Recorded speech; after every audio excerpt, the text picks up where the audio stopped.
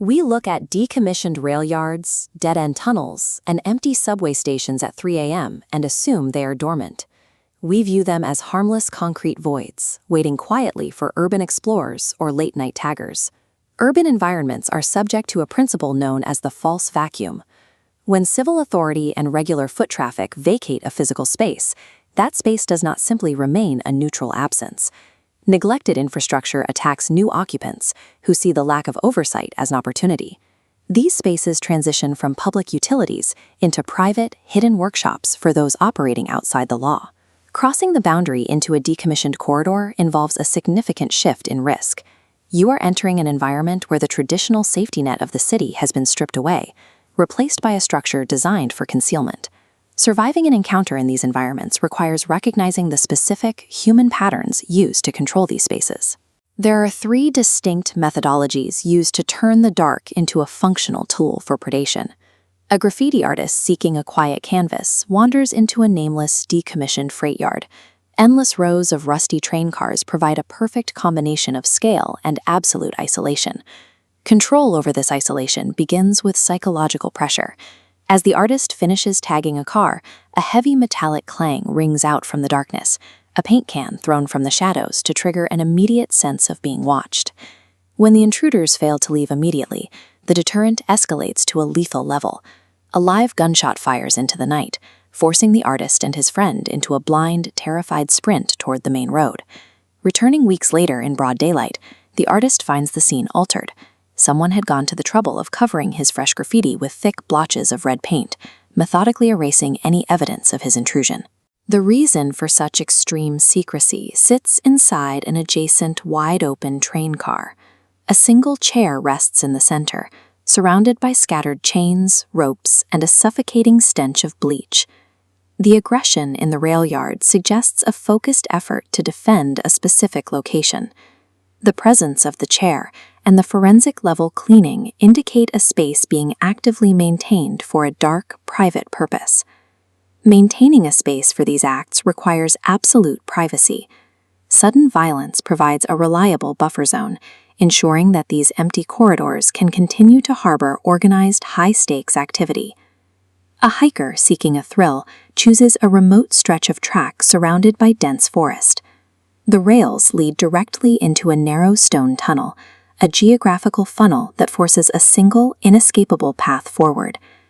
As a freight train passes, the hiker hops on, riding the ladder into the tunnel. The enclosed space creates an immediate sensory overload.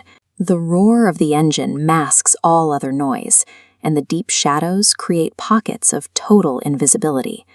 From the blind spots along the tunnel walls, hands reach out. Someone grabs the hiker's legs, attempting to break his footing and use the train's own momentum to pull him into the dark. He manages to hold on and hops off as the train exits into a small clearing, only to find a massive bridge ahead. The only way back to his car is a return trip through the same tunnel where he was just attacked.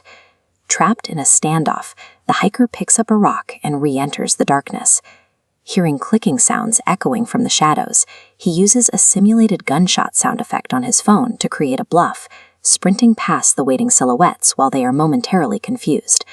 This strategy relies entirely on the geometry of the transit infrastructure. By selecting a location with a narrow entrance and no lateral exits, the predators force their targets into a predictable, inescapable line of travel. Routine maintenance in the Brooklyn subway system usually involves navigating crowds, but an MTA worker finds himself on a completely deserted platform. The unnatural quiet is broken only by the buzzing lights. The silence shatters when a sharp metallic clang echoes from deep inside the tunnel. 10 minutes later, a second, much louder crash forces the worker to stop his work and approach the tunnel entrance. A young child's voice then calls out from the darkness, begging for help.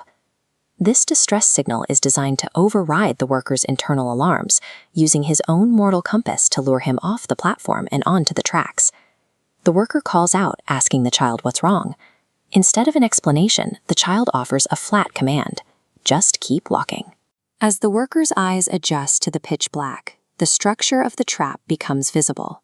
He sees the small shadow of the child on the tracks, positioned directly next to the massive silhouette of an adult waiting in the dark.